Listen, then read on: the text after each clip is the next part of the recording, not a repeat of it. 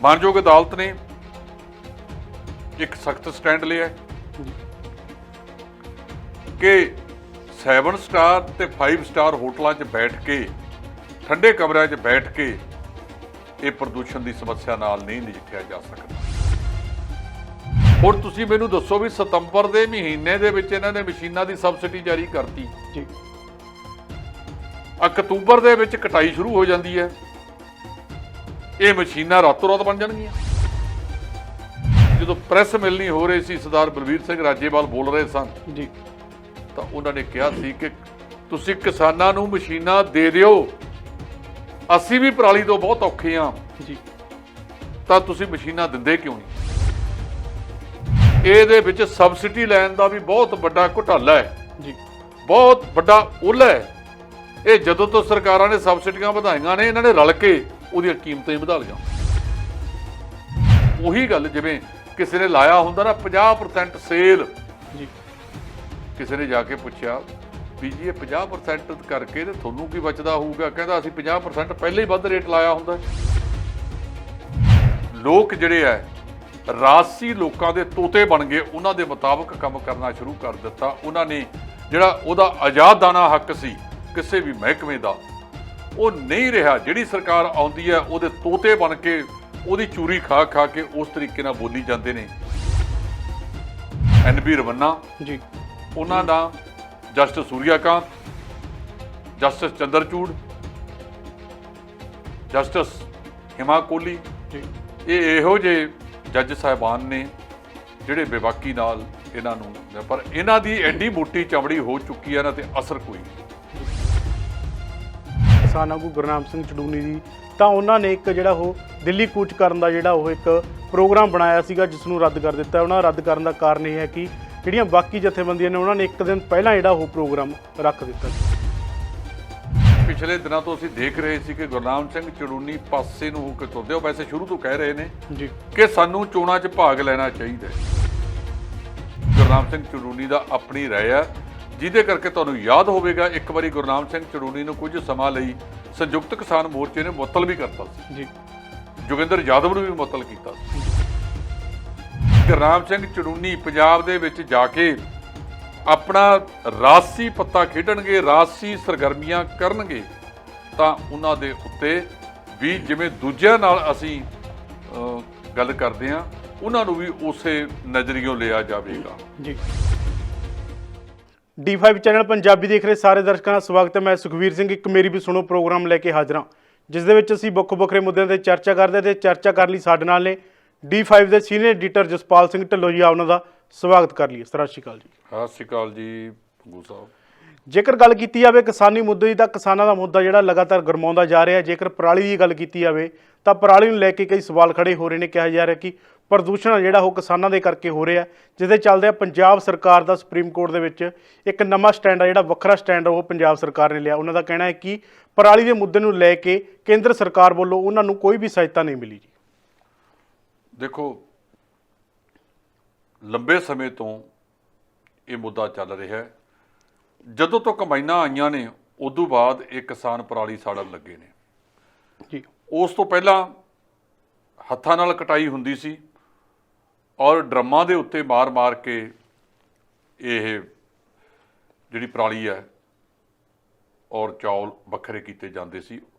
ਉਸ ਵੇਲੇ ਕਦੇ ਵੀ ਇਸ ਤਰ੍ਹਾਂ ਦੀ ਸਮੱਸਿਆ ਨਹੀਂ ਆਈ ਹੈ। ਪਿਛਲੇ ਇੱਕ ਦਹਾਕੇ ਤੋਂ ਅੱਗ ਲਾਉਣ ਵਾਲੀ ਗੱਲ ਵਧੀ ਹੈ। ਮਾਨਯੋਗ ਅਦਾਲਤ ਨੇ ਇੱਕ ਸਖਤ ਸਟੈਂਡ ਲਿਆ ਜੀ, ਕਿ 7 ਸਟਾਰ ਤੇ 5 ਸਟਾਰ ਹੋਟਲਾਂ 'ਚ ਬੈਠ ਕੇ ਠੰਡੇ ਕਮਰਿਆਂ 'ਚ ਬੈਠ ਕੇ ਇਹ ਪ੍ਰਦੂਸ਼ਣ ਦੀ ਸਮੱਸਿਆ ਨਾਲ ਨਹੀਂ ਨਜਿੱਠਿਆ ਜਾ ਸਕਦਾ। ਜੀ, ਜਿਹੜੀ ਵੱਡਾ ਡਾਂਗ ਸੁਪਰੀਮ ਕੋਰਟ ਨੇ ਭਾਰਤ ਸਰਕਾਰ ਦੀ ਲਾਲ ਫੀਤਾ ਸ਼ਾਹੀ ਬਿਊਰੋਕ੍ਰੇਸੀ, ਜਿਹਨੂੰ ਕਹਿੰਦੇ ਹਾਂ ਅੰਗਰੇਜ਼ੀ 'ਚ ਆਪਾਂ, ਉਹਨਾਂ ਦੇ ਉੱਤੇ ਚੱਕੀ ਹੈ, ਆਪਣੇ ਆਪ ਦੇ ਵਿੱਚ ਅਹਿਮ ਹੈ। ਉਹ ਕਹਿੰਦੇ ਤੁਸੀਂ ਇੰਨੇ ਕੁ ਨਲਾਇਕ ਹੋ ਗਏ ਹੋ ਕਿ ਹਰ ਗੱਲ ਜਿਹੜੀ ਹੈ ਉਹ ਅਦਾਲਤਾਂ ਤੇ ਛੱਡੀ ਜਾਂਦੀ ਹੋ। ਜਿਹੜੀਆਂ ਜ਼ਿੰਮੇਵਾਰੀਆਂ ਇਹਨਾਂ ਨੇ ਕਰਨੀਆਂ, ਅਸਲ ਦੇ ਵਿੱਚ ਜਦੋਂ ਤੋਂ ਇਹ ਲੋਕ ਜਿਹੜੇ ਹੈ ਰਾਜਸੀ ਲੋਕਾਂ ਦੇ ਤੋਤੇ ਬਣ ਗਏ, ਉਹਨਾਂ ਦੇ ਮੁਤਾਬਕ ਕੰਮ ਕਰਨਾ ਸ਼ੁਰੂ ਕਰ ਦਿੱਤਾ। ਉਹਨਾਂ ਨੇ ਜਿਹੜਾ ਉਹਦਾ ਆਜ਼ਾਦਾਨਾ ਹੱਕ ਸੀ ਕਿਸੇ ਵੀ ਮਹਿਕਮੇ ਦਾ ਉਹ ਨਹੀਂ ਰਿਹਾ। ਜਿਹੜੀ ਸਰਕਾਰ ਆਉਂਦੀ ਹੈ ਉਹਦੇ ਤੋਤੇ ਬਣ ਕੇ ਉਹਦੀ ਚੂਰੀ ਖਾ ਖਾ ਕੇ ਉਸ ਤਰੀਕੇ ਨਾਲ ਬੋਲੀ ਜਾਂਦੇ ਨੇ। ਇਹ ਆਪਣੇ ਆਪ ਦੇ ਵਿੱਚ ਅਹਿਮ ਹੈ। ਇਹਨਾਂ ਨੇ ਅਸਲ ਬੇੜਾ ਗਰਕ ਕਰਨ ਦਾ ਯਤਨ ਸਾਰੇ ਦਾ ਸਾਰਾ ਕੰਮ ਕੀਤਾ ਹੈ। ਅਦਾਲਤਾਂ ਇਸ ਵੇਲੇ ਕਾਫੀ ਸਖਤ ਜਾਪਦੀਆਂ ਨੇ, ਖਾਸ ਕਰ ਜਿਹੜੇ ਸਾਡੇ ਮੁੱਖ ਜੱਜ ਨੇ ਸੁਪਰੀਮ ਕੋਰਟ ਦੇ NB ਰਮੰਨਾ ਜੀ, ਉਹਨਾਂ ਦਾ justice Suryakant, justice Chandrachud, justice Hima Kohli, ji, ਇਹ ਇਹੋ ਜਿਹੇ ਜੱਜ ਸਾਹਿਬਾਨ ਨੇ ਜਿਹੜੇ ਬੇਬਾਕੀ ਨਾਲ ਇਹਨਾਂ ਨੂੰ, ਪਰ ਇਹਨਾਂ ਦੀ ਐਡੀ ਮੋਟੀ ਚਮੜੀ ਹੋ ਚੁੱਕੀ ਹੈ, ਇਹਨਾਂ ਤੇ ਅਸਰ ਕੋਈ ਨਹੀਂ ਜੀ। ਹੁਣ ਪਰਾਲੀ ਦੇ ਮੁੱਦੇ ਦੇ ਉੱਤੇ ਹਰ ਵਾਰ ਉਹ ਕਹਿੰਦੇ ਵੀ ਤੁਸੀਂ ਇਕੱਲੇ ਕਿਸਾਨਾਂ ਨੂੰ ਕਹਿ ਦਿੰਦੇ ਹੋ, ਕਿਸਾਨ ਜ਼ਿੰਮੇਵਾਰ ਨੇ। ਕਿਸਾਨਾਂ ਦਾ ਹੈ, ਪਰ ਇਹ ਤਾਂ ਵਕਤੀ ਹੈ।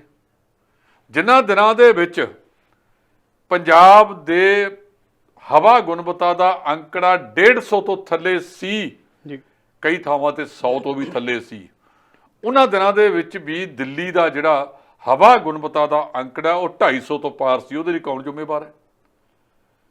ਅੱਜ ਵੀ ਪੰਜਾਬ ਦੀ ਹਵਾ ਗੁਣਵੱਤਾ ਹਰਿਆਣੇ ਤੇ ਦਿੱਲੀ ਦੇ ਨਾਲੋਂ ਕਈ ਗੁਣਾ ਚੰਗੀ ਹੈ। ਇਹ ਨਹੀਂ ਹੈ ਵੀ ਬਹੁਤ ਚੰਗੀ ਹੈ, ਜੀ, ਮਾੜੀ ਇੱਥੇ ਵੀ ਹੈ, ਪਰ ਉਹਨਾਂ ਦੇ ਮੁਕਾਬਲੇ ਕਈ ਗੁਣਾ ਚੰਗੀ ਹੈ। ਤੇ ਪਰ ਪੰਜਾਬ ਦੀ ਪਰਾਲੀ ਫਲੈਟ ਫੜ ਕੇ ਜਾਂਦੀ ਹੈ ਉੱਥੇ ਦਿੱਲੀ ਦੇ ਵਿੱਚ। ਜੀ, ਇਹ 300 ਕਿਲੋਮੀਟਰ ਤੇ ਤਾਂ ਪਹੁੰਚ ਜਾਂਦੀ ਹੈ, 400 ਤੇ 500। ਜੇ ਅੰਮ੍ਰਿਤਸਰ ਗੁਰਦਾਸਪੁਰ ਨੂੰ ਦੇਖੀਏ, ਹਵਾ ਦਿੱਲੀ ਨੂੰ ਚੱਲਦੀ ਹੋਵੇ 500 ਕਿਲੋਮੀਟਰ ਹੋ ਗਿਆ। ਜੀ, ਪਰ ਇਹ ਕਦੇ ਲਾਹੌਰ ਵੱਲ ਕਿਉਂ ਨਹੀਂ ਗਈ? ਜੀ। ਸੋ ਬਾਰ-ਬਾਰ ਇੱਕੋ ਕੰਮ ਅੱਜ ਕੱਲ੍ਹ ਫੜ ਲਿਆ। ਸੌਖਾ ਕੰਮ ਹੈ ਕਿ ਜੀ ਉਹ ਕਿਸਾਨਾਂ ਦੀ ਪਰਾਲੀ ਜ਼ਿੰਮੇਵਾਰ ਹੈ ਇਸ ਮਾਮਲੇ ਦੀ। ਆਹ ਗ੍ਰੀਨ ਟ੍ਰਿਬਿਊਨਲ ਵੀ ਕਦੋਂ ਦੇ ਫੈਸਲੇ ਸੁਣਾਈ ਜਾਂਦਾ, ਉੱਥੇ ਠੰਡੇ ਕਮਰਿਆਂ ਦੇ ਵਿੱਚ ਬਹਿ ਕੇ ਗੱਲਾਂ ਕਰਦੇ ਨੇ, ਕਦੇ ਮੈਦਾਨ 'ਚ ਆਓ। ਸਰਕਾਰ ਕਹਿੰਦੀ ਹੈ ਸਾਨੂੰ ਪਰਾਲੀ ਵਾਲੇ ਮਾਮਲੇ ਦੇ ਵਿੱਚ ਕੋਈ ਮਦਦ ਨਹੀਂ ਕੀਤੀ। ਕਿਉਂ? ਕਿ ਜਦੋਂ ਫਸਲ ਜਿਹੜੀ ਹੈ ਉਹ ਚੱਕ ਕੇ ਕੇਂਦਰ ਦਾ ਅੰਨ ਭੰਡਾਰ ਭਰਨਾ ਹੈ, ਅਸੀਂ ਬਹੁਤ ਚਿਰ ਤੋਂ ਕਹਿੰਦੇ ਆ ਰਹੇ ਹਾਂ ਕਿ ਕਿਸਾਨਾਂ ਨੂੰ ਕੁਝ ਨਾ ਕੁਝ ਪੈਸਾ ਪਰਾਲੀ ਦਾ ਪ੍ਰਬੰਧ ਕਰਨ ਵਾਸਤੇ ਦੇ ਦਿੱਤਾ ਜਾਵੇ। ਜੀ, ਕਈ ਕੰਬਾਈਨਾਂ ਦੇ ਵਿੱਚ ਪਰਾਲੀ ਪ੍ਰਬੰਧਨ ਪ੍ਰਣਾਲੀ ਲੱਗੀ ਹੈ, ਉਹ ਕਿਸਾਨ ਨਹੀਂ ਚਲਾਉਣ ਦਿੰਦੇ। ਜੀ, ਜੇ ਉਹ ਚੱਲ ਜਾਵੇ ਤਾਂ ਸਾਰੀ ਪਰਾਲੀ ਦਾ ਕੁਤਰਾ ਹੋ ਕੇ ਟੋਕਾ ਬਣ ਕੇ ਖੇਤ ਵਿੱਚ ਖਿਲਰ ਸਕਦਾ ਹੈ। ਜੇ ਆਪਾਂ ਕਹੀਏ ਵੀ ਕੋਈ ਇੱਕ ਧਿਰ ਜ਼ਿੰਮੇਵਾਰ ਹੈ, ਨਹੀਂ, ਇਹਦੇ ਵਿੱਚ ਵੱਖੋ ਵੱਖ ਧਿਰਾਂ ਜ਼ਿੰਮੇਵਾਰ ਨੇ। ਰਾਜ ਸਰਕਾਰਾਂ ਵੀ ਜ਼ਿੰਮੇਵਾਰ ਨੇ ਤੇ ਕੇਂਦਰ ਸਰਕਾਰ ਵੀ ਜ਼ਿੰਮੇਵਾਰ ਹੈ। ਕਿਤੇ ਨਾ ਕਿਤੇ ਜ਼ਿੰਮੇਵਾਰੀ ਸਾਡੀ ਵੀ ਬਣਦੀ ਹੈ। ਕਦੇ ਇਹ ਦੇਖਿਓ ਕਿ ਇਹਨਾਂ ਦਿਨਾਂ ਦੇ ਵਿੱਚ ਅਸੀਂ ਆਪਣੇ ਬਜ਼ੁਰਗਾਂ ਦੀ ਦਵਾਈ ਤੇ ਕਿੰਨਾ ਖਰਚ ਕਰ ਦਿੰਦੇ ਹਾਂ। ਜੇ ਸਰਕਾਰਾਂ ਸੁਹਿਰਦ ਹੋਣ ਤਾਂ ਕਿਸਾਨਾਂ ਨੂੰ ਪਰਾਲੀ ਪ੍ਰਬੰਧਨ ਦਾ ਕੁਝ ਨਾ ਕੁਝ ਪੈਸਾ ਦਿੱਤਾ ਜਾਵੇ, ਉਹਦਾ ਪਰਾਲੀ ਸਾਂਭੀ ਜਾ ਸਕਦੀ ਹੈ। ਹੁਣ ਤੁਸੀਂ ਮੈਨੂੰ ਦੱਸੋ ਵੀ ਸਤੰਬਰ ਦੇ ਮਹੀਨੇ ਦੇ ਵਿੱਚ ਇਹਨਾਂ ਨੇ ਮਸ਼ੀਨਾਂ ਦੀ ਸਬਸਿਡੀ ਜਾਰੀ ਕਰਤੀ ਜੀ, ਅਕਤੂਬਰ ਦੇ ਵਿੱਚ ਕਟਾਈ ਸ਼ੁਰੂ ਹੋ ਜਾਂਦੀ ਹੈ। ਇਹ ਮਸ਼ੀਨਾਂ ਰਾਤੋਂ ਰਾਤ ਬਣ ਜਾਣਗੀਆਂ। ਇਸ ਕਰਕੇ ਬਿਨਾਂ ਸੋਚੇ ਸਮਝੇ ਸਾਰਾ ਕੁਝ ਕੀਤਾ ਜਾ ਰਿਹਾ ਹੈ, ਜਿਹੜਾ ਮੰਦਭਾਗਾ ਹੈ, ਮਾੜਾ ਹੈ ਜੀ। ਇਹਦੇ ਤੇ ਸਿਰ ਜੋੜ ਕੇ, ਜਿਵੇਂ ਹੁਣ ਸੁਪਰੀਮ ਕੋਰਟ ਨੇ ਕਿਹਾ ਨਾ, ਬੈਠੋ ਸਾਰੇ ਜਣੇ, ਜੀ, ਉਹ ਸਾਰੀ ਲਾਲ ਫੀਤਾਸ਼ਾਹੀ ਦੀ ਝਾੜ ਚੰਬ ਜਿਵੇਂ ਸੁਪਰੀਮ ਕੋਰਟ ਨੇ ਕੀਤੀ ਹੈ। ਜੀ, ਜੇ 2022 ਦੇ ਵਿੱਚ ਮਾਨਯੋਗ ਸੁਪਰੀਮ ਕੋਰਟ ਦੀਆਂ ਹਦਾਇਤਾਂ ਮੁਤਾਬਕ ਅਸੀਂ ਪ੍ਰਦੂਸ਼ਣ ਮੁਕਤ ਕਰਨਾ ਹੈ ਤਾਂ ਅੱਜ ਤੋਂ ਇਹਦੇ ਲਈ ਪ੍ਰਬੰਧ ਕਰੋ। ਕਰੋੜਾਂ ਅਰਬਾਂ ਰੁਪਈਆ ਕਈ ਢਕਾਰ ਕੇ ਵਿਦੇਸ਼ਾਂ ਦੇ ਵਿੱਚ ਬੈਠੇ ਨੇ, ਉਹਦੇ 10ਵੇਂ ਹਿੱਸੇ ਦੇ ਨਾਲ ਜੇ ਤੁਸੀਂ ਕਿਸਾਨਾਂ ਦੀ ਬਾਂਹ ਫੜ ਲਵੋ। ਕੱਲ੍ਹ ਜਦੋਂ ਮੁੱਖ ਮੰਤਰੀ ਚਰਨਜੀਤ ਸਿੰਘ ਚੰਨੀ ਦੇ ਨਾਲ ਕਿਸਾਨਾਂ ਦੀ ਮੀਟਿੰਗ ਹੋਈ ਹੈ, ਉਸ ਮੀਟਿੰਗ ਦੇ ਵਿੱਚ ਬਾਅਦ ਦੇ ਵਿੱਚ ਜਦੋਂ ਪ੍ਰੈਸ ਮਿਲਣੀ ਹੋ ਰਹੀ ਸੀ, ਸਰਦਾਰ ਬਲਵੀਰ ਸਿੰਘ ਰਾਜੇਵਾਲ ਬੋਲ ਰਹੇ ਸਨ ਜੀ, ਤਾਂ ਉਹਨਾਂ ਨੇ ਕਿਹਾ ਸੀ ਕਿ ਤੁਸੀਂ ਕਿਸਾਨਾਂ ਨੂੰ ਮਸ਼ੀਨਾਂ ਦੇ ਦਿਓ, ਅਸੀਂ ਵੀ ਪਰਾਲੀ ਤੋਂ ਬਹੁਤ ਔਖੇ ਹਾਂ, ਜੀ, ਤਾਂ ਤੁਸੀਂ ਮਸ਼ੀਨਾਂ ਦਿੰਦੇ ਕਿਉਂ ਨਹੀਂ? ਲਿਆਓ ਮਸ਼ੀਨਾਂ ਕਿਸਾਨਾਂ ਕੋਲੇ। ਕਿਸਾਨ ਕੀ ਤੁਸੀਂ ਜਿੰਨੀਆਂ ਮਸ਼ੀਨਾਂ ਚਾਹੀਦੀਆਂ ਨੇ ਉਨੀਆਂ ਮੁਹੱਈਆ ਕਰਤੀਆਂ। ਜੀ, ਇਹਦੇ ਵਿੱਚ ਇੱਕੋ ਇੱਕ ਤਰੀਕਾ ਹੈ ਕਿ ਇਹਨਾਂ ਨੂੰ ਇਹਦੇ ਵਿੱਚ ਸਬਸਿਡੀ ਲੈਣ ਦਾ ਵੀ ਬਹੁਤ ਵੱਡਾ ਘੁਟਾਲਾ ਹੈ, ਜੀ, ਬਹੁਤ ਵੱਡਾ ਓਲਾ ਹੈ। ਇਹ ਜਦੋਂ ਤੋਂ ਸਰਕਾਰਾਂ ਨੇ ਸਬਸਿਡੀਆਂ ਵਧਾਈਆਂ ਨੇ, ਇਹਨਾਂ ਨੇ ਰਲ ਕੇ ਉਹਦੀਆਂ ਕੀਮਤਾਂ ਹੀ ਵਧਾ ਲਈਆਂ। ਜੀ, ਜਿੰਨੀ ਉਹ ਬਿਨਾਂ ਸਬਸਿਡੀ ਤੋਂ ਕੀਮਤ ਹੈ, ਉਨੇ ਕੁ ਦੀ ਬਣ ਜਾਂਦੀ ਹੈ, ਜੀ ਲੇਕਿਨ ਹੁਣ ਕੀਮਤਾਂ ਉਸ ਤੋਂ ਦੁੱਗਣੀਆਂ ਕਰਤੀਆਂ। ਉਹੀ ਗੱਲ ਜਿਵੇਂ ਕਿਸੇ ਨੇ ਲਾਇਆ ਹੁੰਦਾ ਨਾ 50% ਸੇਲ, ਜੀ ਕਿਸੇ ਨੇ ਜਾ ਕੇ ਪੁੱਛਿਆ ਵੀ ਜੀ ਇਹ 50% ਕਰਕੇ ਤੇ ਤੁਹਾਨੂੰ ਕੀ ਬਚਦਾ ਹੋਊਗਾ? ਕਹਿੰਦਾ ਅਸੀਂ 50% ਪਹਿਲੇ ਹੀ ਵੱਧ ਰੇਟ ਲਾਇਆ ਹੁੰਦਾ ਜੀ ਤੇ 50% ਨਾਲ ਉਹਨਾਂ ਪੂਰਾ ਹੋ ਜਾਂਦਾ। ਸੋ ਇਹਦੇ ਵਿੱਚ ਇੱਕ ਦੂਜੇ ਤੇ ਦੂਸ਼ਣਬਾਜ਼ੀ ਕਰਨ ਦੀ ਥਾਂ ਤੇ ਸਾਰਿਆਂ ਨੂੰ ਮਿਲ ਕੇ, ਮੈਂ ਇਹ ਸਮਝਦਾ ਕਿ ਜਿਵੇਂ ਸੁਪਰੀਮ ਕੋਰਟ ਨੇ ਕਿਹਾ ਜਿਨ੍ਹਾਂ ਰਾਜਾਂ ਦੇ ਵਿੱਚ ਇਹ ਪਰਾਲੀ ਹੁੰਦੀ ਹੈ, ਠੀਕ ਕਿਸੇ ਵੇਲੇ ਦਿੱਲੀ ਦੇ ਮੁੱਖ ਮੰਤਰੀ ਅਰਵਿੰਦ ਕੇਜਰੀਵਾਲ ਨੇ ਕਿਹਾ ਸੀ ਪੰਜਾਬ ਤੇ ਹਰਿਆਣਾ ਦੇ ਮੁੱਖ ਮੰਤਰੀਆਂ ਨੂੰ ਵੀ ਆਓ ਬਹਿ ਕੇ ਗੱਲ ਕਰੀਏ, ਜੀ ਤਾਂ ਸਾਡੇ ਸਾਬਕਾ ਮੁੱਖ ਮੰਤਰੀ ਸਾਹਿਬ ਨੇ ਸਮਾਂ ਹੀ ਨਹੀਂ ਸੀ ਦਿੱਤਾ। ਜੀ ਨੋ ਨੀਡ। ਜੀ ਸੋ ਜਦੋਂ ਇਹਦਾ ਹੱਲ ਕਰਨਾ, ਇਹਦੇ ਵਿੱਚ ਦਿੱਲੀ ਦੀ ਸਰਕਾਰ ਨੂੰ, ਕੇਂਦਰ ਦੀ ਸਰਕਾਰ ਨੂੰ, ਯੂਪੀ ਦੀ ਸਰਕਾਰ ਨੂੰ, ਪੰਜਾਬ ਦੀ ਸਰਕਾਰ ਨੂੰ, ਹਰਿਆਣੇ ਦੀ ਸਰਕਾਰ ਨੂੰ, ਜੀ ਇਹਨਾਂ ਨੂੰ ਸਾਰਿਆਂ ਨੂੰ ਮਿਲ ਕੇ ਇਹਦਾ ਠੋਸ ਤੇ ਲੰਬਾ ਹੱਲ ਕੱਢਣਾ ਪਵੇਗਾ। ਮੈਂ ਇੱਕ ਗੱਲ ਕਹਿ ਦਿਆਂ, ਤੁਸੀਂ ਇਹਦੇ ਕੁਝ ਪੈਸੇ ਕਿਸਾਨਾਂ ਨੂੰ ਦੇ ਦਿਓ, ਕਿਸਾਨ ਆਪਣੇ ਤੌਰ ਦੇ ਉੱਤੇ ਹੀ ਇਹਦਾ ਪ੍ਰਬੰਧ ਫਿਰ ਕਰ ਲੈਣਗੇ, ਜਾਂ ਕਿਸਾਨਾਂ ਨੂੰ ਡਾਕਟਰ ਸਵਾਮੀਨਾਥਨ ਦੀ ਰਿਪੋਰਟ ਮੁਤਾਬਕ ਫਸਲਾਂ ਦੇ ਭਾਅ ਦੇ ਦਿਓ, ਔਰ ਜਿਨ੍ਹਾਂ ਫਸਲਾਂ ਦੇ ਜਿਹੜੀਆਂ MSP ਐਲਾਨੀ ਵੀ ਹੈ ਪਰ ਉਸ ਤੇ ਵਿਕਦਾ ਨਹੀਂ, ਮੱਕੀ ਦੀ ਨਹੀਂ ਵਿਕਦੀ, ਗੰਨੇ ਦੀ ਨਹੀਂ ਵਿਕਦੀ, ਜੀ ਇਸੇ ਕਰਕੇ ਕਿਸਾਨ ਵਾਰ-ਵਾਰ ਕਣਕ ਝੋਨੇ ਦੇ ਉੱਤੇ ਹੀ ਘੁੰਮੀ ਜਾਂਦੇ ਨੇ। ਜੇ ਇਹ ਦੇਖ ਕੇ ਕਿ ਪੰਜਾਬ ਦੇ ਵਿੱਚ ਦਾਲਾਂ ਦੀ ਖੇਤੀ ਕੀਤੀ ਜਾ ਸਕਦੀ ਹੈ, ਘੱਟੋ ਘੱਟ ਪੰਜਾਬ ਦਾ ਖੇਤੀਬਾੜੀ ਮੰਤਰੀ ਰਣਦੀਪ ਸਿੰਘ ਨਾਭਾ ਜੀ 4.5 ਕੈਪਟਨ ਅਮਰਿੰਦਰ ਸਿੰਘ ਕੋਲ ਖੇਤੀ ਮਹਿਕਮਾ ਸੀ, ਉਹਨੇ ਤਾਂ ਕੋਈ ਫਾਈਲ ਕੱਢ ਕੇ ਦੇਖੀ ਹੋਈ ਨਹੀਂ। ਜੀ ਜੇ ਇਹਨੂੰ ਦੇਖਿਆ ਜਾਵੇ ਤਾਂ ਅਸੀਂ ਇਹ ਸਮਝਦੇ ਹਾਂ ਕਿ ਪੰਜਾਬ ਦੇ ਵਿੱਚ ਜਿੰਨੀਆਂ ਦਾਲਾਂ ਹੁੰਦੀਆਂ ਨੇ, ਘੱਟੋ ਘੱਟ ਉਹਨਾਂ ਰਕਬਾ ਤਾਂ ਕਣਕ ਝੋਨੇ ਦੇ ਵਿੱਚੋਂ ਬਾਹਰ ਕੱਢ ਕੇ ਦਾਲਾਂ ਤੇ ਲਿਆਂਦਾ ਜਾ ਸਕਦਾ। ਅਸੀਂ ਆਪਣੀਆਂ ਦਾਲਾਂ ਤਾਂ ਆਪ ਉਗਾ ਕੇ ਵੇਚ ਲਈਏ, ਨਾਲੇ ਤਾਂ ਕਿਸਾਨਾਂ ਦਾ ਫਾਇਦਾ ਹੋਵੇ, ਨਾਲੇ ਲੋਕਾਂ ਨੂੰ ਦੂਜਿਆਂ ਦੇ ਮੁਕਾਬਲੇ ਇਹ ਦਾਲ ਜਿਹੜੀ ਹੈ ਸਸਤੀ ਮੁਹੱਈਆ ਹੋ ਸਕੇ। ਜੀ ਇਸ ਤੋਂ ਇਲਾਵਾ ਜੇਕਰ ਗੱਲ ਕੀਤੀ ਜਾਵੇ ਲਖੀਮਪੁਰ ਖੇੜੀ ਕਾਂਡ ਦੀ, ਤਾਂ ਉਸ ਨੂੰ ਲੈ ਕੇ ਪੰਜਾਬ ਹਰਿਆਣਾ ਹਾਈ ਕੋਰਟ ਦੇ ਜਿਹੜੇ ਸਾਬਕਾ ਜੱਜ ਨੇ ਉਹਨਾਂ ਦੀ ਨਿਗਰਾਨੀ ਹੇਠਾਂ ਜਿਹੜੀ ਆ ਉਹ ਜਾਂਚ ਹੋਵੇਗੀ। ਜੀ ਇਹ ਮਾਨਯੋਗ ਸੁਪਰੀਮ ਕੋਰਟ ਕਹਿ ਰਹੀ ਹੈ, ਜੀ ਜਦੋਂ 5-7 ਵਾਰੀ ਇੱਥੇ ਵੀ ਤੁਸੀਂ ਆ ਕੇ ਗੱਲ ਕਰ ਲਓ, ਇਹ ਰਾਜਸੀ ਲੋਕ ਤੇ ਜਿਹੜੇ ਲਾਲ ਫੀਤਾ ਸ਼ਾਹ ਨੇ ਇਹ ਇੰਨੇ ਕੁ ਮੋਟੇ ਬਸ਼ਰਮ ਹੋ ਗਏ ਨੇ, ਇਹਨਾਂ ਦੀਆਂ ਚਮੜੀਆਂ ਇੰਨੀਆਂ ਕੁ ਮੋਟੀਆਂ ਹੋ ਗਈਆਂ, ਇਹਨਾਂ ਤੇ ਅਸਰ ਕੋਈ ਨਹੀਂ।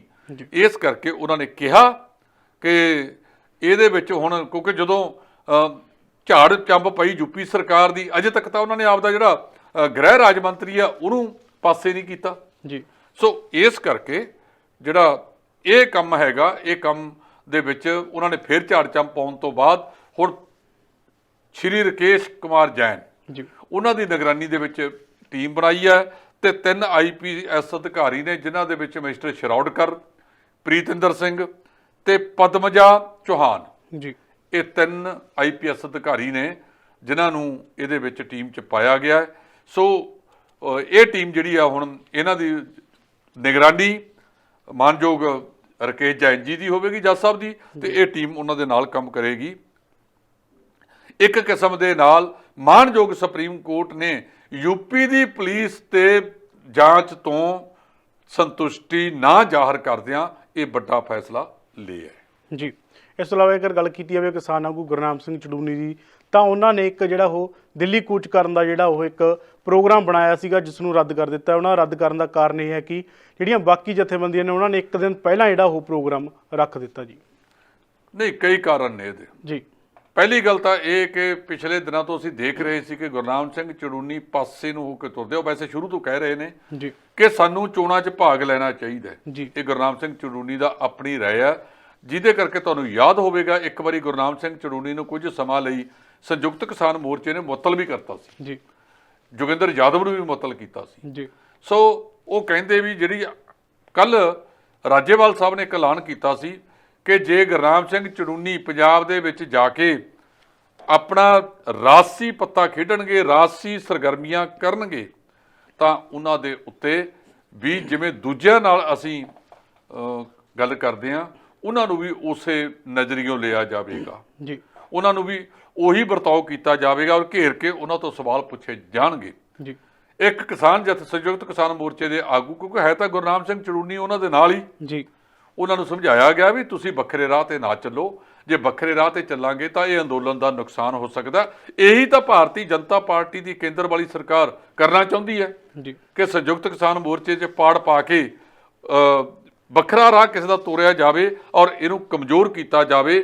ਤੋ ਗੁਰਨਾਮ ਸਿੰਘ ਚੜੂਨੀ ਹੁਣ ਕਹਿੰਦੇ ਵੀ ਜਿਵੇਂ ਬਾਕੀ ਸੰਯੁਕਤ ਕਿਸਾਨ ਮੋਰਚਾ ਕਰੇਗਾ ਮੈਂ ਉਹਦੇ ਮੁਤਾਬਕ ਹੀ ਕੰਮ ਕਰਾਂਗਾ। ਇਸ ਲਈ ਉਹਨਾਂ ਨੇ ਜਿਹੜਾ 25 ਨਵੰਬਰ ਨੂੰ ਉਹਨਾਂ ਨੇ ਜਿਹੜਾ ਕੂਚ ਕਰਨਾ ਸੀ ਦਿੱਲੀ ਵੱਲ ਨੂੰ ਵੱਡਾ ਜਥਾ ਲੈ ਕੇ ਉਹਦੇ ਤੋਂ ਪਾਸਾ ਵੱਟ ਲਿਆ ਔਰ ਕਹਿਤਾ ਉਹਨੂੰ ਰੱਦ ਕਰਤਾ ਕਿ ਮੈਂ ਜੋ ਸੰਯੁਕਤ ਕਿਸਾਨ ਮੋਰਚਾ ਕਹੇਗਾ ਉਹਦੇ ਮੁਤਾਬਕ ਹੀ ਜਿਹੜਾ ਹੈਗਾ ਅਸੀਂ ਕੰਮ ਕਰਾਂਗੇ।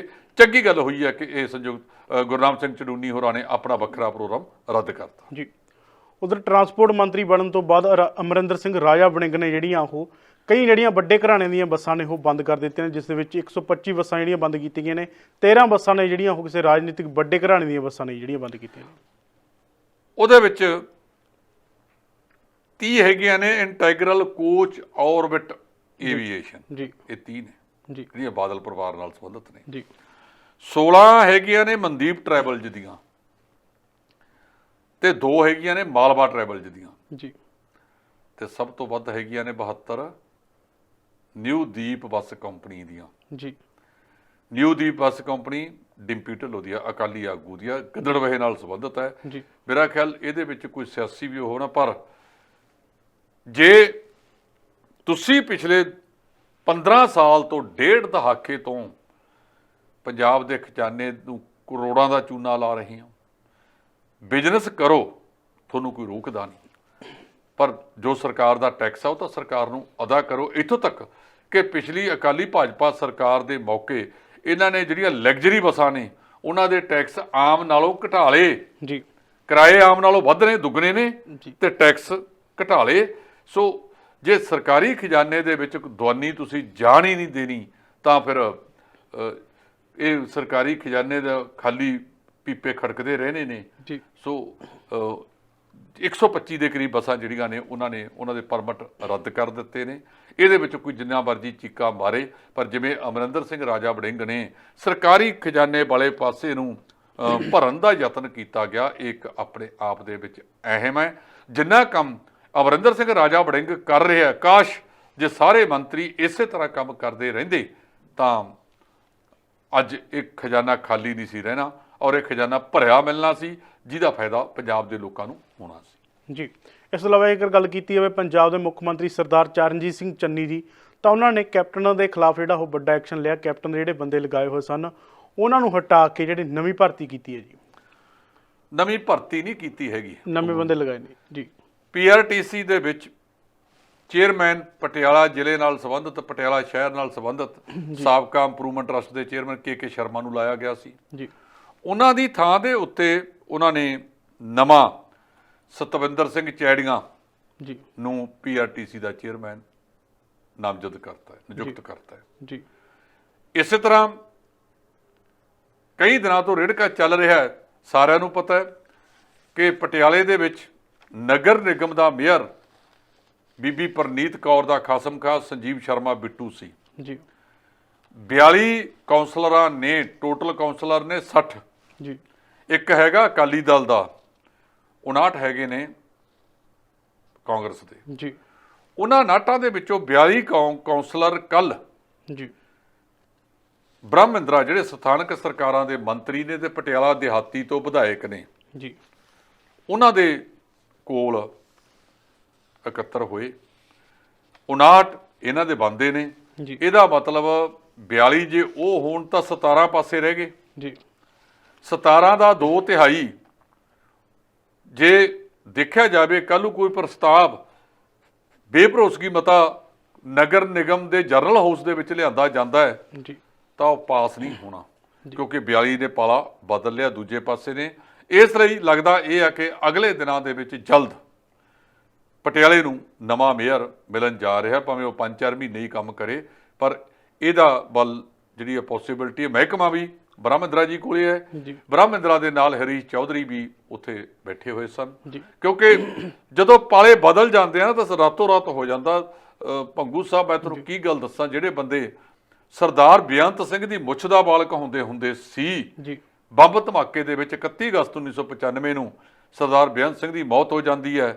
ਸਰਦਾਰ ਬੇਅੰਤ ਸਿੰਘ ਦੀ ਮ੍ਰਿਤਕ ਦੇਹ ਘਰ ਦੇ ਵਿੱਚ ਪਈ ਹੋਈ ਸੀ ਸਰਕਾਰੀ ਕੋਠੀ ਦੇ ਵਿੱਚ, ਜੀ ਤੇ ਇਹ ਕਾਂਗਰਸੀ ਰਾਤੋਂ ਰਾਤੀ ਪਾਲੇ ਬਦਲ ਕੇ ਸਾਬਕਾ ਮੁੱਖ ਮੰਤਰੀ ਸਵਰਗਵਾਸੀ ਹਰਚਰਨ ਸਿੰਘ ਬਰਾੜ ਦੇ ਕੋਠੀ ਜਾ ਬੈਠੇ ਸਨ। ਸੋ ਇਹ ਚੜ੍ਹਦੇ ਸੂਰਜ ਨੂੰ ਸਲਾਮਾਂ ਨੇ, ਰਾਜਪੂਤ ਨੇ ਇਹ ਵੀ। ਤੇ ਹੁਣ ਜਦੋਂ ਕੈਪਟਨ ਅਮਰਿੰਦਰ ਸਿੰਘ ਦਾ ਸੂਰਜ ਹੀ ਅਸਤ ਹੋ ਗਿਆ ਜੀ ਤੇ ਛਿਪਦੇ ਨੂੰ ਕੋਈ ਥੋੜੀ ਜਾਂਦਾ ਹੁੰਦਾ। ਚੜ੍ਹਦੇ ਸੂਰਜ ਨੂੰ ਸਲਾਮਾਂ ਨੇ। ਜੀ ਉਮੀਦ ਕੀਤੀ ਜਾ ਸਕਦੀ ਹੈ ਕਿ ਅਗਲੇ ਦਿਨਾਂ ਦੇ ਵਿੱਚ ਪੰਜਾਬ ਜਿਹੜੀ ਪਟਿਆਲੇ ਦੀ ਰਾਜਨੀਤੀ ਹੈ ਇਹਦੇ ਵਿੱਚ ਵੱਡਾ ਫੇਰ ਬਦਲ ਹੋਣ ਜਾ ਰਿਹਾ ਹੈ। ਜੀ ਈਡੀ ਵੱਲੋਂ ਸੁਖਪਾਲ ਸਿੰਘ ਖਹਿਰੇ ਨੂੰ ਜਿਹੜਾ ਗ੍ਰਿਫਤਾਰ ਕੀਤਾ ਗਿਆ ਸੀਗਾ, ਜਿਨ੍ਹਾਂ ਨੂੰ ਹੁਣ ਪਟਿਆਲਾ ਜੇਲ੍ਹ ਭੇਜ ਦਿੱਤਾ ਗਿਆ ਜੀ। ਦੇਖੋ 7 ਦਿਨ ਦਾ ਪੁਲਿਸ ਰਿਮਾਂਡ ਲੈਣ ਤੋਂ ਬਾਅਦ ਅੱਜ 11 ਤਰੀਕ ਸੀ, 11 ਤੋਂ ਬਾਅਦ ਅੱਜ 18 ਪੈ ਗਈ। 18 ਦੇ ਵਿੱਚ ਅੱਜ ਉਹਨਾਂ ਦੀ ਸੁਣਵਾਈ ਹੋਈ। ਉਹਨਾਂ ਨੇ ਦੱਸਿਆ ਕਿ ਈਡੀ ਕੁਝ ਵੀ ਨਹੀਂ ਕਰ ਸਕੀ ਔਰ ਮੋਹਾਲੀ ਦੀ ਅਦਾਲਤ ਦੇ ਉਹਨਾਂ ਨੂੰ ਅੱਜ ਜਿਹੜੀ CBI ਦੀ ਵਿਸ਼ੇਸ਼ ਅਦਾਲਤ ਹੈ ਉਹਨਾਂ ਨੂੰ ਨਿਆਂਇਕ ਹਿਰਾਸਤ ਲਈ ਭੇਜਤਾ। ਉਹਨਾਂ ਦਾ 14 ਦਿਨ ਦਾ ਨਿਆਂਇਕ ਹਿਰਾਸਤ ਹੋਵੇਗਾ ਤੇ ਪਟਿਆਲੇ ਦੀ ਜੇਲ੍ਹ ਦੇ ਵਿੱਚ ਹੁਣ ਸੁਖਪਾਲ ਸਿੰਘ ਖਹਿਰਾ ਆ ਜਾਣਗੇ ਜਾਂ ਆ ਗਏ ਹੋਣਗੇ। ਉਸ ਤੋਂ ਬਾਅਦ ਉਹ ਆਪਣੀ ਜ਼ਮਾਨਤ ਅਰਜੀ ਦਾਇਰ ਕਰਨਗੇ। ਜ਼ਮਾਨਤ ਅਰਜੀ ਤੇ ਦੋਹਾਂ ਤਰ੍ਹਾਂ ਨੂੰ ਨੋਟਿਸ ਹੁੰਦੇ ਨੇ। ਨੋਟਿਸ ਹੋਣ ਤੋਂ ਬਾਅਦ ਮੇਰਾ ਖਿਆਲ ਹੈ ਕਿ ਅਗਲੇ ਦਿਨਾਂ ਦੇ ਵਿੱਚ ਉਹਨਾਂ ਦੀ ਜ਼ਮਾਨਤ ਵੀ ਹੋ ਜਾਵੇਗੀ। ਤਦ ਤੱਕ ਲਈ ਸੁਖਪਾਲ ਸਿੰਘ ਖਹਿਰਾ ਹੁਣ ਪਟਿਆਲੇ ਦੀ ਜੇਲ੍ਹ ਵਿੱਚ ਰੌਣਕਾਂ ਲਾਉਣਗੇ। ਜੀ ਇਸ ਤੋਂ ਇਲਾਵਾ ਜੇਕਰ ਗੱਲ ਕੀਤੀ ਜਾਵੇ STF ਰਿਪੋਰਟ ਦੀ, ਤਾਂ ਉਸ ਨੂੰ ਲੈ ਕੇ ਅੱਜ ਉਸ ਦੀ ਸੁਣਵਾਈ ਸੀਗੀ ਜਿਹੜੀ ਉਹ ਅੱਗੇ ਪਾ ਦਿੱਤੀ ਹੈ। ਇਸ ਰਿਪੋਰਟ ਨੂੰ ਲੈ ਕੇ ਨਵਜੋਤ ਸਿੰਘ ਸਿੱਧੂ ਲਗਾਤਾਰ ਆਪਣੀ ਹੀ ਸਰਕਾਰ ਤੇ ਜਿਹੜੇ ਉਹ ਸਵਾਲ ਵੀ ਚੁੱਕਦੇ ਨੇ ਜੀ। ਦੇਖੋ ਜਿਹੜੀ ਸਭ ਤੋਂ ਵੱਡੀ ਗੱਲ ਹੈਗੀ ਆ ਜੀ, ਇਹ ਸਰਕਾਰ ਜਦੋਂ ਬਣੀ, ਸਰਕਾਰ ਕੰਮ ਬੜੀ ਤੇਜ਼ੀ ਨਾਲ ਕਰ ਰਹੀ ਆ, ਪਰ DGP ਲਾਉਣ ਦੇ ਮਾਮਲੇ 'ਚ ਜੀ ਤੇ ਐਡਵੋਕੇਟ ਜਨਰਲ ਲਾਉਣ ਦੇ ਮਾਮਲੇ 'ਚ ਇਹਨਾਂ ਦਾ ਰਿੜਕਾ ਪੈ ਗਿਆ ਜੀ। DG ਵਾਲਾ ਤਾਂ 10 ਬੰਦਿਆਂ ਦਾ ਪੈਨਲ UPSC ਨੂੰ ਗਿਆ ਹੋਇਆ ਹੈ। ਉਹਨਾਂ ਨੇ 3 ਬੰਦੇ ਭੇਜਣੇ ਆ, ਉਹਦੇ ਵਿੱਚੋਂ ਇਹ ਲਾ ਦੇਣਗੇ। ਉਦੋਂ ਤੱਕ ਲਈ ਜਿਹੜੇ ਇਕਬਾਲਪ੍ਰੀਤ ਸੋਤਾ DGP ਸੀ ਉਹਨਾਂ ਬਾਰੇ ਸਮਝਿਆ ਜਾ ਰਿਹਾ ਹੈ ਕਿ ਉਹਨਾਂ ਨੂੰ ਐਕਟਿੰਗ ਦੇ ਤੌਰ ਤੇ ਲਾਇਆ ਗਿਆ ਸੀ, ਵਾਧੂ ਚਾਰਜ ਦਿੱਤਾ ਗਿਆ ਸੀ ਉਹਨਾਂ ਨੂੰ ਜੀ। ਤੇ ਐਡਵੋਕੇਟ ਜਨਰਲ ਦੇ ਮਾਮਲੇ ਦੇ ਵਿੱਚ ਕਈ ਬੰਦਿਆਂ ਦੇ ਨਾਂ ਚੱਲੇ, ਤਾਂ ਹੁਣ ਐਡਵੋਕੇਟ ਜਨਰਲ ਦਾ ਅਸਤੀਫਾ ਕੈਬਨਿਟ ਨੇ ਪ੍ਰਵਾਨ ਕਰ ਲਿਆ। ਪਰ ਇੰਨੀ ਦੇਰੀ ਹੋ ਕਿਉਂ ਰਹੀ ਹੈ? ਇਹ ਦੇਰੀ ਵੀ ਇਸ ਕਰਕੇ ਹੋਈ ਹੈ ਕਿ ਅੱਜ ਜਿਹੜੀ ਰਿਪੋਰਟ ਖਿਲਾਉਣੀ ਸੀ ਉਹ ਐਡਵੋਕੇਟ ਜਨਰਲ ਨੇ ਖਿਲਾਉਣੀ ਹੁੰਦੀ ਹੈ। ਜਦੋਂ ਐਡਵੋਕੇਟ ਜਨਰਲ ਹੀ ਨਹੀਂ ਇਹਨਾਂ ਦੇ ਕੋਲੇ, ਤਾਂ ਉਹਦੇ 'ਚ ਤਰੀਕ ਅੱਗੇ ਪੈ ਗਈ ਹੈ। ਲੋਕ ਇਹ ਜਾਣਨਾ ਚਾਹੁੰਦੇ ਨੇ ਕਿ ਬਾਰ-ਬਾਰ ਇਹ ਰਿਪੋਰਟ ਅੱਗੇ ਨੂੰ ਕਿਉਂ ਜਾ ਰਹੀ ਹੈ? ਉਹ ਕਿਹੜੀਆਂ ਵੱਡੀਆਂ ਮੱਛੀਆਂ ਨੇ ਜਿਹਦੇ ਤੇ ਇਹ ਗਾਜ ਡਿੱਗਦੀ ਨਜ਼ਰ ਆ ਰਹੀ ਹੈ? 2 ਬੰਦਿਆਂ ਨੇ ਰਿਪੋਰਟ ਕੀਤੀ ਹੈ, ਇੱਕ DGP ਸਿਧਾਰਥ ਚਟੋਪਾਧਿਆ ਤੇ ਦੂਜਾ ਹਰਪ੍ਰੀਤ ਸਿੰਘ ਸਿੱਧੂ। ਦੋਹੇ ਇੱਥੇ ਨੇ, ਦੋਹਾਂ ਨੂੰ ਤਾਂ ਪਤਾ ਹੈ ਵੀ ਉਹਦੇ ਵਿੱਚ ਕਿਹਦੇ ਨਾਂ ਨੇ। ਸਮਝਿਆ ਜਾ ਰਿਹਾ ਕਿ ਇਹਦੇ ਵਿੱਚ ਕੁਝ ਪੁਲਿਸ ਵਾਲਿਆਂ ਦੇ ਨਾਂ ਵੀ ਆ ਰਹੇ ਨੇ ਜਿਨ੍ਹਾਂ ਨੇ ਆਪ ਦਾ ਰਾਜ ਧਰਮ ਨਹੀਂ ਨਿਭਾਇਆ। ਸੋ ਹੁਣ ਅਗਲੀ ਤਰੀਕ ਪੈ ਜਾਣੀ ਇਹ ਸਰਕਾਰ ਦੀ ਕਾਰਗੁਜ਼ਾਰੀ ਤੇ ਸਵਾਲ ਖੜੇ ਕਰਦੀ ਆ। ਮੁੱਖ ਮੰਤਰੀ ਸਾਹਿਬ ਜਿੱਥੇ ਹੋਰਾਂ ਕੰਮਾਂ ਦੇ ਵਿੱਚ ਬੜੀ ਤੇਜ਼ੀ ਫੜੀ ਬੈਠੇ ਨੇ, ਤਾਂ ਉਹਨਾਂ ਨੂੰ ਇਸ ਕੰਮ ਦੇ ਵਿੱਚ ਵੀ ਜਲਦੀ ਤੋਂ ਜਲਦੀ ਐਡਵੋਕੇਟ ਜਨਰਲ ਦੀ ਨਿਯੁਕਤੀ ਕਰਕੇ ਅਗਲੀ ਤਰੀਕ 5 ਦਸੰਬਰ ਪਈ ਹੈ, ਉਦੋਂ ਪਹਿਲਾਂ ਇਹਦੇ ਤੇ ਕੋਈ ਕੰਮ ਕਰਨਾ ਪਵੇਗਾ। ਜੇ ਕੰਮ ਨਾ ਕੀਤਾ 1 ਤਰੀਕ ਹੋਰ ਪਏਗੀ, ਫਿਰ ਇਹਨਾਂ ਦੀ ਸਰਕਾਰ ਦੇ ਵੇਲੇ ਇਹਦੀ ਸੁਣਵਾਈ ਹੋਣੀ ਜੀ। ਉਧਰ ਕਰੋਨਾ ਕਾਲ ਕਰਕੇ ਕਰਤਾਰਪੁਰ ਸਾਹਿਬ ਦਾ ਕੋਰੀਡੋਰ ਦਾ ਜਿਹੜਾ ਲਾਂਘਾ ਸੀਗਾ ਉਹ ਬੰਦ ਕਰ ਦਿੱਤਾ ਗਿਆ ਸੀਗਾ, ਪਰ ਹੁਣ ਉਹ ਮੁੜ ਖੋਲ੍ਹ ਦਿੱਤਾ, ਜਿਸ ਦੇ ਚੱਲਦਿਆਂ ਪੰਜਾਬ ਦੇ ਮੁੱਖ ਮੰਤਰੀ ਸਰਦਾਰ ਚਰਨਜੀਤ ਸਿੰਘ ਚੰਨੀ ਅੱਜ ਆਪਣੀ ਕੈਬਨਿਟ ਲੈ ਕੇ ਉੱਥੇ ਪਹੁੰਚੇ ਨੇ, ਪਰ ਨਵਜੋਤ ਸਿੰਘ ਸਿੱਧੂ ਉਹ ਨਹੀਂ ਗਏ ਜੀ ਉੱਥੇ। ਜਿਹੜੀ ਆਗਿਆ ਦੇਣੀ ਹੈ ਉਹ ਕੇਂਦਰੀ ਵਿਦੇਸ਼ ਮੰਤਰਾਲੇ ਨੇ ਦੇਣੀ ਹੈ ਜੀ। ਅੱਜ ਇਹਨਾਂ ਨੇ ਕਿਹਾ ਸੀ ਕਿ ਸਾਰੀ ਕੈਬਨਿਟ ਉੱਥੇ ਜਾਊਗੀ। ਜਦੋਂ ਅਸੀਂ ਪੋਰਟਲ ਦੇ ਉੱਤੇ ਰਜਿਸਟ੍ਰੇਸ਼ਨ ਕਰਾਉਂਦੇ ਆ, ਇਹਦਾ ਪੰਜਾਬ ਸਰਕਾਰ ਜ਼ਿੰਮੇਵਾਰ ਨਹੀਂ। ਇਹਦੀ ਜਿਹੜੀ ਆ ਨਵਜੋਤ ਸਿੰਘ ਸਿੱਧੂ ਪਰਸੋਂ ਨੂੰ ਜਾਣਗੇ ਜੀ।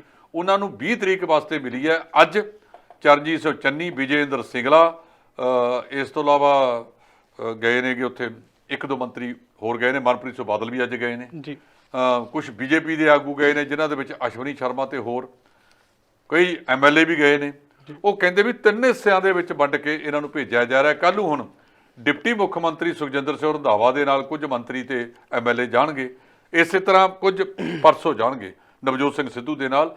ਪਰ ਉਧਰਲੇ ਪਾਸਿਓਂ ਜਿਹੜਾ ਇੱਥੇ ਤਾਂ ਇਹਦੀ ਕ੍ਰੈਡਿਟ ਲੈਣ ਦਾ ਬੜਾ ਜ਼ੋਰ ਚੱਲਿਆ ਪਿਆ ਸੀ। ਇਹ ਤਾਂ ਕਰਨਾ ਹੀ ਪੈਣਾ ਸੀ ਜਦੋਂ ਅਸੀਂ ਬਾਹਰਲੀਆਂ ਫਲੈਟਾਂ ਖੋਲ੍ਹਤੀਆਂ।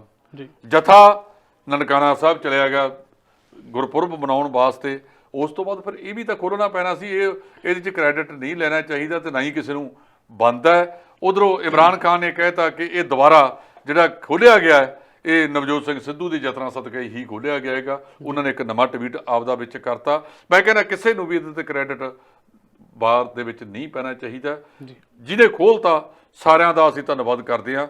ਜਿਹੜੀ ਮਰਜ਼ੀ ਪਾਰਟੀ ਨੇ ਯੋਗਦਾਨ ਪਾਇਆ, ਜਿਨ੍ਹਾਂ ਨੇ ਰਲ ਮਿਲ ਕੇ 51 ਕੀਤਾ, ਅਸੀਂ ਉਹਨਾਂ ਦਾ ਵੀ ਧੰਨਵਾਦ ਕਰਦੇ ਹਾਂ। ਪਰ ਗੁਰੂ ਨਾਨਕ ਨਾਮ ਲੇਵਾ ਸਿੱਖ ਸੰਗਤਾਂ ਦਾ ਵੱਡਾ ਇਸ ਮਾਮਲੇ ਸੀ। ਇੱਕ ਚੀਜ਼ ਜ਼ਰੂਰ ਹੈਗੀ ਹੈ, ਅਸੀਂ ਬੇਨਤੀ ਕਰਾਂਗੇ ਭਾਰਤ ਸਰਕਾਰ ਨੂੰ ਕਿ ਇਹਦੇ ਵਿੱਚੋਂ ਪਾਸਪੋਰਟ ਵਾਲੀ ਜਦੋਂ ਜਾਣਾ ਜਾ ਕੇ ਵਾਪਸ ਆ ਜਾਣਾ ਤਾਂ ਆਧਾਰ ਕਾਰਡ ਇੱਕ ਪਾਸੇ ਦਾ ਕਿਹਾ ਜਾ ਰਿਹਾ, ਇੱਕ ਆਧਾਰ ਕਾਰਡ ਪ੍ਰਧਾਨ ਮੰਤਰੀ ਸਾਹਿਬ ਵਾਰ-ਵਾਰ ਗੱਲ ਕਰਦੇ ਆ, ਤੇ ਫਿਰ ਪਾਸਪੋਰਟ ਦੀ ਲੱਤ ਫਿਰ ਕਿਉਂ ਵਿੱਚ ਫਸਾਈ ਹੈ ਜੀ? ਫਿਰ ਤਾਂ ਬੰਦਾ ਵੀਜ਼ਾ ਲੈ ਕੇ ਵੈਸੇ ਚੱਲ ਜੇ, ਫਿਰ ਸਾਰੇ ਥਾਵਾਂ ਤੇ ਘੁੰਮਿਆ ਵੀ ਜੀ। ਜਦੋਂ ਸਵੇਰੇ ਜਾਣਾ ਹੈ ਸ਼ਾਮ ਨੂੰ ਵਾਪਸ ਆ ਜਾਣਾ ਹੈ ਤਾਂ ਜਿਹੜੀ ਆਧਾਰ ਕਾਰਡ ਹੈ ਜਾਂ ਕੋਈ ਹੋਰ ਤਰ੍ਹਾਂ ਦੀ ਸ਼ਰਤ, ਵੋਟਰ ਸ਼ਨਾਖਤੀ ਕਾਰਡ ਵੀ ਹੋ ਸਕਦਾ ਹੈ ਜੀ। ਦੱਸਣਾ ਤਾਂ ਇਹ ਹੈ ਕਿ ਭਾਰਤ ਦਾ ਵਸਿੰਦਾ ਹੈ ਜੀ, ਉਹ ਪਾ ਦੇਣੇ ਚਾਹੀਦੇ ਆ। ਬਹੁਤ ਸਾਰੇ ਬੰਦਿਆਂ ਕੋਲੇ ਹਾਲੇ ਵੀ ਪਾਸਪੋਰਟ ਨਹੀਂ, ਪਰ ਉਹ ਉੱਥੇ ਜਾਣਾ ਚਾਹੁੰਦੇ ਨੇ। ਇੱਕ ਜਿਨ੍ਹਾਂ ਦਾ ਅਜੇ ਤੱਕ ਇਹ ਰੇੜਕਾ ਖਤਮ ਨਹੀਂ ਹੁੰਦਾ, ਉਦੋਂ ਤੱਕ ਉੱਥੇ ਦੂਰਬੀਨਾਂ ਦੀ ਗਿਣਤੀ ਵਧਾ ਦੇਣੀ ਚਾਹੀਦੀ ਹੈ ਤਾਂ ਜੋ ਜਿਹੜਾ ਬੰਦਾ ਉੱਧਰ ਨਹੀਂ ਜਾ ਸਕਦਾ ਉਹ ਘੱਟੋ ਘੱਟ ਬਾਬੇ ਨਾਨਕ ਦੀ ਇਸ ਧਰਤੀ ਨੂੰ ਦੂਰਬੀਨ ਦੇ ਰਾਹੀਂ ਨਤਮਸਤਕ ਕਰ ਸਕੇ ਜੀ। ਉਧਰ ਮੋਹਾਲੀ ਏਅਰਪੋਰਟ ਦੇ ਨਾਂ ਨੂੰ ਲੈ ਕੇ ਸਰਦਾਰ ਸ਼ਹੀਦ ਕਰਤਾਰ ਸਿੰਘ ਸਰਾਭਾ ਦੇ ਨਾਂ ਰੱਖਣ ਨੂੰ ਲੈ ਕੇ ਅੱਜ ਕੈਬਨਿਟ ਮੰਤਰੀ ਰਾਜਾ ਵੜਿੰਗ ਨੇ ਜਿਹੜਾ ਇੱਕ ਪ੍ਰਸਤਾਵ ਕੇਂਦਰ ਸਰਕਾਰ ਨੂੰ ਭੇਜਿਆ ਜੀ। ਇਹ ਹਲਵਾਰੇ ਦੇ ਹਵਾਈ ਅੱਡੇ ਦਾ ਹੈ ਜੀ, ਕਿ ਹਲਵਾਰਾ ਕਿਉਂਕਿ ਸਰਾਭੇ ਦੇ ਬਿਲਕੁਲ ਨਾਲ ਪੈਂਦਾ ਹੈ ਜੀ। ਹਲਵਾਰਾ ਹਵਾਈ ਅੱਡੇ ਦਾ ਉਹਨਾਂ ਨੇ ਕਿਹਾ ਕਿ ਅਸੀਂ 2 ਦਿਨ ਪਹਿਲਾਂ ਸ਼ਹੀਦ ਕਰਤਾਰ ਸਿੰਘ ਸਰਾਭਾ ਦਾ ਜਨਮ ਦਿਹਾੜਾ ਮਨਾ ਕੇ ਹਟੇ ਹਾਂ। ਉਹਦੇ ਸਬੰਧ ਦੇ ਵਿੱਚ ਚੰਡੀਗੜ੍ਹ ਦੇ ਵਿੱਚ ਸਮਾਗਮ ਸੀ, ਜਿਹਦੇ ਵਿੱਚ ਟਰਾਂਸਪੋਰਟ ਮੰਤਰੀ ਅਮਰਿੰਦਰ ਸਿੰਘ ਰਾਜਾ ਵੜਿੰਗ ਉੱਥੇ ਸ਼ਮੂਲੀਅਤ ਕੀਤੀ ਸੀ। ਉਹਨਾਂ ਨੇ ਇੱਕ ਪ੍ਰਸਤਾਵ ਬਣਾ ਕੇ ਕੇਂਦਰ ਸਰਕਾਰ ਨੂੰ ਭੇਜਿਆ। ਜਿਹੜਾ ਮੋਹਾਲੀ ਦਾ ਹਵਾਈ ਅੱਡਾ ਹੈ ਉਹ ਤਾਂ ਸ਼ਹੀਦੇ ਆਜਮ ਸਰਦਾਰ ਭਗਤ ਸਿੰਘ ਦੇ ਨਾਂ ਤੇ ਬਾਰੇ ਸੋਚਿਆ ਜਾ ਰਿਹਾ। ਹਰਿਆਣਾ ਕੁਛ ਕਹਿੰਦਾ ਸੀ ਤਾਂ ਜਿਹੜਾ ਹਲਵਾਰੇ ਦਾ ਹਵਾਈ ਅੱਡਾ ਹੈਗਾ ਉਹਦੇ ਬਾਰੇ ਪ੍ਰਸਤਾਵ ਲਿਖ ਕੇ ਕੇਂਦਰ ਸਰਕਾਰ ਨੂੰ ਭੇਜਿਆ ਕਿ ਘੱਟੋ ਘੱਟ ਜਿਹੜਾ ਹਲਵਾਰੇ ਦਾ ਹਵਾਈ ਅੱਡਾ ਹੈ ਉਹ ਸਭ ਤੋਂ ਛੋਟੀ ਉਮਰ ਦੇ ਸ਼ਹੀਦ, ਜਿਹੜਾ 18 ਸਾਲਾਂ ਦੀ ਉਮਰ ਦੇ ਵਿੱਚ ਫਾਂਸੀ ਦੇ ਰੱਸੇ ਨੂੰ ਚੁੰਮ ਗਿਆ ਸੀ, ਸ਼ਹੀਦ ਕਰਤਾਰ ਸਿੰਘ ਸਰਾਭਾ, ਗਦਰ ਲਹਿਰ ਦਾ ਉਹਦੇ ਅਖਬਾਰ ਕੱਢਿਆ ਸੀ। ਉਹ ਛੋਟੀ ਉਮਰ ਦੇ ਵਿੱਚ ਜਿਨ੍ਹਾਂ ਨੇ ਕਿਹਾ ਸੇਵਾ ਦੇਸ਼ ਦੀ ਜ਼ਿੰਦਗੀ ਬੜੀ ਔਖੀ, ਗੱਲਾਂ ਕਰਨੀਆਂ ਢੇਰ ਸੁਖੱਲੀਆਂ ਨੇ। ਜਿਨ੍ਹਾਂ ਦੇਸ਼ ਸੇਵਾ ਵਿੱਚ ਹਿੱਸਾ ਪਾਇਆ ਉਹਨਾਂ ਲੱਖ ਮੁਸੀਬਤਾਂ ਝੱਲੀਆਂ ਨੇ। ਛੋਟੀ ਉਮਰ ਦੇ ਵਿੱਚ ਲੰਬੀ ਸੋਚ ਵਾਲਾ ਸ਼ਖਸੀਅਤ, ਜਿਹਦੇ ਕਰਕੇ ਅੱਜ ਆਜ਼ਾਦੀ ਮਾਣ ਰਹੇ ਹਾਂ। ਪਰ ਮੈਨੂੰ ਗੁਰਦਾਸ ਮਾਨ ਦੀਆਂ ਲਾਈਨਾਂ ਯਾਦ ਆਉਂਦੀਆਂ ਨੇ ਕਿ ਆਜ਼ਾਦੀ ਦੇ ਝੂਠੇ ਆਗੂ ਕੁਰਸੀ ਲੈ ਕੇ ਬਹਿ ਗਏ, ਰਾਜਗੁਰੂ ਸੁਖਦੇਵ ਭਗਤ ਸਿੰਘ ਫੁੱਲਾਂ ਜੋਗੇ ਰਹਿ ਗਏ। ਅੱਜ ਜਿਹੜਾ ਕੁਛ ਇਸ ਮੁਲਕ ਦੇ ਵਿੱਚ ਵਾਪਰ ਰਿਹਾ ਹੈ, ਇੱਥੇ ਭ੍ਰਿਸ਼ਟਾਚਾਰੀ ਭਾਰੂ ਹੈ, ਧਰਮਾਂ ਦੇ ਨਾਂ ਤੇ ਲੜਾਇਆ ਜਾ ਰਿਹਾ, ਜਾਤੀਆਂ ਦੇ ਨਾਂ ਤੇ ਲੜਾਇਆ ਜਾ ਰਿਹਾ। ਉਹਨਾਂ ਸ਼ਹੀਦਾਂ ਦੀਆਂ ਰੂਹਾਂ ਅੱਜ ਕਰਲਾਉਂਦੀਆਂ ਹੋਣਗੀਆਂ ਕਿ ਇਸ ਤਰ੍ਹਾਂ ਦਾ ਮੁਲਕ ਆਜ਼ਾਦ ਕਰਾਉਣ ਵਾਸਤੇ ਅਸੀਂ ਕੁਰਬਾਨੀ ਦਿੱਤੀ। ਉਹਨਾਂ ਨੂੰ ਸ਼ਹੀਦ ਦਰਸਾਉਣ ਦਾ ਯਤਨ ਕੀਤਾ ਜਾ ਰਿਹਾ ਸਰਵਾਰਕਰ ਵਰਗਿਆਂ ਨੂੰ, ਜਿਨ੍ਹਾਂ ਨੇ ਚਿੱਠੀਆਂ ਲਿਖ ਕੇ ਅੰਗਰੇਜ਼ ਹਕੂਮਤ ਤੋਂ ਮਾਫੀ ਮੰਗੀ ਕਿ ਸਾਨੂੰ ਮਾਫ ਕਰ ਦਿਓ, ਸਾਡੇ ਤੋਂ ਗਲਤੀ ਹੋ ਗਈ। ਸਰਵੇਕਰ ਵਰਗੇ ਸੋ ਉਹਨਾਂ ਦੀ ਥਾਂ ਦੇ ਉੱਤੇ ਜਿਨ੍ਹਾਂ ਨੇ ਫਾਂਸੀ ਦੇ ਰੱਸੇ ਚੁੰਮੇ, ਉਹਨਾਂ ਦੀਆਂ ਰੂਹਾਂ ਅੱਜ ਕਰਲਾਉਂਦੀਆਂ ਹੋਣਗੀਆਂ ਕਿ ਅਸੀਂ ਆਹ ਮੁਲਕ ਤਾਂ ਨਹੀਂ ਸੋਚਿਆ ਸੀ ਕਿ ਇਸ ਤਰ੍ਹਾਂ ਦੀ ਆਜ਼ਾਦੀ ਸਾਨੂੰ ਚਾਹੀਦੀ ਹੈ ਜੀ। ਧੰਨਵਾਦ ਜੀ। ਇਹ ਸਨ ਸਾਡੇ ਨਾਲ D5 ਦੇ ਸੀਨੀਅਰ ਐਡੀਟਰ ਜਸਪਾਲ ਸਿੰਘ ਢਿੱਲੋਂ, ਜਿਨ੍ਹਾਂ ਨੇ ਵੱਖੋ ਵੱਖਰੇ ਮੁੱਦਿਆਂ ਦੀ ਚਰਚਾ ਕੀਤੀ। ਹੁਣ ਦੇਖਣਾ ਹੋਊਗਾ ਕਿ ਜਿਹੜੀ STF ਦੀ ਰਿਪੋਰਟ ਆ ਜਿਹਦੀ ਤਰੀਕ 6 ਪਾ ਦਿੱਤੀ ਗਈ ਹੈ ਕਿ ਆਉਣ ਵਾਲੇ ਦਿਨਾਂ ਦੇ ਵਿੱਚ ਉਸ ਦੇ ਵਿੱਚ ਕੀ ਨਿਕਲ ਕੇ ਸਾਹਮਣੇ ਆਉਂਦਾ। ਇਸ ਤੋਂ ਇਲਾਵਾ ਜੇਕਰ ਹੋਰ ਮਸਲਿਆਂ ਦੀ ਗੱਲ ਕੀਤੀ ਜਾਵੇ ਤਾਂ ਆਉਣ ਵਾਲੇ ਦਿਨਾਂ ਦੇ ਵਿੱਚ ਜਿਹੜਾ ਉਹ ਪੰਜਾਬ ਸਰਕਾਰ ਉਹਨਾਂ ਦਾ ਹੱਲ ਕਰਦੀ ਹੈ ਜਾਂ ਫਿਰ ਨਹੀਂ। ਤੁਸੀਂ ਦੇਖ ਰਹੇ ਹੋ D5 ਚੈਨਲ ਪੰਜਾਬੀ। ਧੰਨਵਾਦ। D5 ਚੈਨਲ ਪੰਜਾਬੀ ਹੁਣੇ ਸਬਸਕ੍ਰਾਈਬ ਕਰੋ, ਬੈਲ ਆਈਕਨ ਤੇ ਕਲਿੱਕ ਕਰੋ। ਬਾਣੀ ਗੁਰੂ ਗੁਰੂ ਹੈ ਬਾਣੀ, ਵਿੱਚ ਬਾਣੀ ਅੰਮ੍ਰਿਤ ਸਾਰੇ। ਗਿਆਨੀ ਸਾਹਿਬ ਸਿੰਘ ਜੀ ਸ਼ਾਹਬਾਦ ਮਾਰਕੰਡਾ ਵਾਲਿਆਂ ਨਾਲ ਕਰੋ ਸਿੱਧੀ ਗੱਲਬਾਤ ਤੇ ਜਾਣੋ ਗੁਰਬਾਣੀ ਦੇ ਅਰਥ। ਰੋਜ਼ਾਨਾ ਪਾਠ ਕਰਨ ਵਾਲੇ ਇਹ ਪ੍ਰੋਗਰਾਮ ਜ਼ਰੂਰ ਦੇਖਣ ਤੇ ਗੁਰੂ ਸਾਹਿਬ ਦੀਆਂ ਅਸੀਸਾਂ ਦੇ ਪਾਤਰ ਬਣਨ। ਦੇਖਣਾ ਨਾ ਭੁੱਲਣਾ ਸਾਡਾ ਖਾਸ ਪ੍ਰੋਗਰਾਮ ਗੁਰਬਾਣੀ ਗਿਆਨ, ਐਤਵਾਰ ਸਵੇਰੇ 7 ਤੋਂ 8 ਵਜੇ ਤੱਕ D5 ਚੈਨਲ ਪੰਜਾਬੀ ਤੇ। ਕੀ ਹੁੰਦੀ ਹੈ ਜਮਾਬੰਦੀ, ਕਿਵੇਂ ਬਣਦੀ ਹੈ ਵਸੀਅਤ, ਜ਼ਮੀਨ ਜਾਇਦਾਦ ਦੇ ਹਰ ਮਸਲੇ ਤੇ ਕਰਾਂਗੇ ਚਰਚਾ। ਦੇਖਣਾ ਨਾ ਭੁੱਲਣਾ ਸਾਡਾ ਖਾਸ ਪ੍ਰੋਗਰਾਮ naibtehsildar.com ਕਾਨੂੰਨ ਜਾਇਦਾਦ ਦਾ।